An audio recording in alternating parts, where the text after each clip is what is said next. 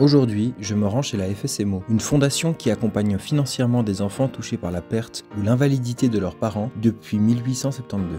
Ils m'ont contacté il y a quelques temps pour entamer une collaboration ensemble et aujourd'hui, on va rencontrer Morgane pour qu'elle nous parle plus en détail de la FSMO. Bonjour Zachary. Bonjour Morgane. Allons-y. Merci.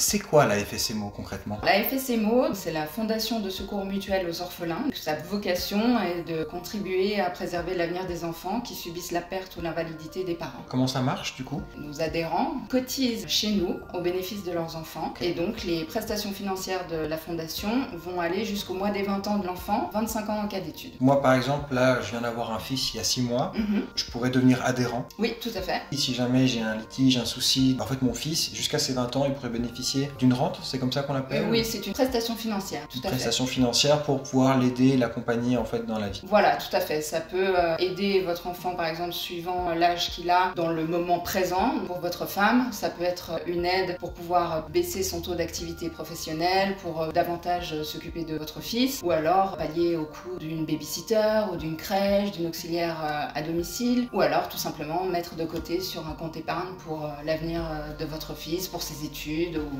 voilà. Ouais, en fait, ça permet vraiment en cas de... C'est quand même un choc important, oui. Un malheur, pouvoir en fait accompagner la famille et l'enfant financièrement. Oui, tout à fait, parce que voilà, tous les parents veulent le meilleur pour leurs enfants. Et c'est vrai que qu'est-ce qui se passerait si vous êtes amené à disparaître, ou si tout d'un coup vous avez des capacités qui sont diminuées, ou vous devez arrêter votre activité professionnelle? On peut se poser la question, est-ce que votre enfant pourrait continuer ses études, continuer à aller à son club de sport, partir en vacances? Oui, c'est quand même un sacré chamboulement dans une vie, en plus de perdre un parent ou de voir son parent diminuer par ses capacités. C'est des questions qui peuvent paraître très abruptes, que les gens ont de la peine à se poser, qui ont peur de se poser, tout simplement. Mais voilà, comme on dit, ça n'arrive pas qu'aux autres, donc c'est vrai que c'est mieux de prévoir pour contrer l'angoisse. C'est pas forcément des choses auxquelles on a envie de penser tout d'un coup, qu'il nous arrive un accident, qu'il nous arrive un malheur qui fait qu'on puisse complètement disparaître, d'autant plus quand on est jeune, je pense. Mais c'est vrai aussi que ça n'arrive pas qu'aux autres. Ouais, il y a quelques années, j'ai eu la mâchoire cassée en deux, les deux bras cassés, j'ai eu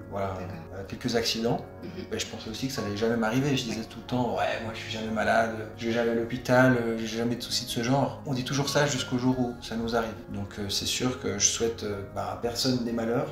Mais justement, vous à la FSMO, vous en accompagnez, c'est des choses qui existent. Tout à fait. Vous accompagnez ces gens qui vivent ces malheurs dans la vie en fait. Oui, tout à fait, exactement. Et c'est vrai que voilà, les deux parents peuvent être cotisants, les grands-parents peuvent cotiser au bénéfice de leurs petits-enfants, oncles, tantes, parrains, marraines. On a aussi beaucoup d'entreprises qui cotisent pour leurs employés. Donc voilà, c'est un joli geste de solidarité autour de l'enfance. Mais dans ce genre de situation, n'y a-t-il pas des assurances qui accompagnent, par exemple l'assurance invalidité, l'AI ou des assurances accidents? Est-ce qu'il n'y a pas déjà des choses qui rentrent en compte? Tout à fait, il y a l'assurance invalidité, il y a les rentes de veuves, d'orphelins. Maintenant, nous, la FSMO, on est vraiment un bonus, qu'on va pouvoir compléter l'aide au bénéfice des enfants. Voilà, quand il arrive un décès au sein d'une famille, c'est quand même un sacré bouleversement psychologique. Si en plus le deuxième parent est à 100% en train de travailler, ça peut être compliqué pour l'enfant. Donc il a besoin d'une présence, donc c'est bien de pouvoir aussi pallier à ça.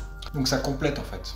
Ça complète, exactement. Ça permet d'être plus confortable. Oui. Merci pour ces éclaircissements. Quelle est l'histoire derrière la FSMO? Donc ça a été créé en 1872, donc il y a plus de 150 ans. À l'époque, en fait, c'est une femme qui a perdu son mari, donc elle s'est retrouvée veuve, elle était enceinte et mère déjà de 2 petits-enfants. Ah oui, mauvaise situation. Oui, effectivement. Son mari, en fait, était un cabinotier. C'est quoi un cabinotier? Alors, un cabinotier, c'est comme ça qu'on appelait les artisans horlogers de l'époque. D'accord. Donc en fait, c'est ses collègues, tout simplement, un groupe de cabinotiers qui se sont mis ensemble pour aider la veuve. Ils ont chacun mis un peu une cagnotte? Oui, et puis on a intégré aussi l'invalidité en plus du décès. C'est quelque chose qu'on a en plus chez nous et qui me semble très important aussi aujourd'hui. Et comparé aux assurances sociales qui existent, qui sont parfois quand même très rigides, les assurances vie, vous avez des termes de contrat très carrés. Nous, on est beaucoup plus souple, c'est-à-dire qu'on va vraiment être à l'écoute de nos partenaires, de nos adhérents, par rapport aux besoins qui évoluent au fil des années. Par exemple, il y a quelques années, il n'y avait pas du tout de familles monoparentales ou des familles recomposées.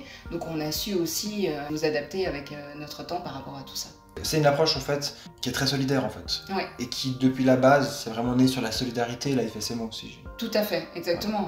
Étant une institution à but non lucratif, comme son nom l'indique, notre but c'est pas de faire de l'argent. Donc nous on est vraiment orienté du côté famille, humain et enfant. Ok, bah je pense que c'est assez clair. Merci de nous avoir présenté la FSMO. Avec plaisir. Ça permettra aux gens de comprendre qui vous êtes, puis comprendre en quoi vous pouvez aussi leur être utile. Merci beaucoup. Alors. Merci beaucoup Zachary. Et voilà, maintenant on comprend mieux ce qu'est la FSMO et ce qu'ils font. Et nous, on se retrouve dans une prochaine capsule.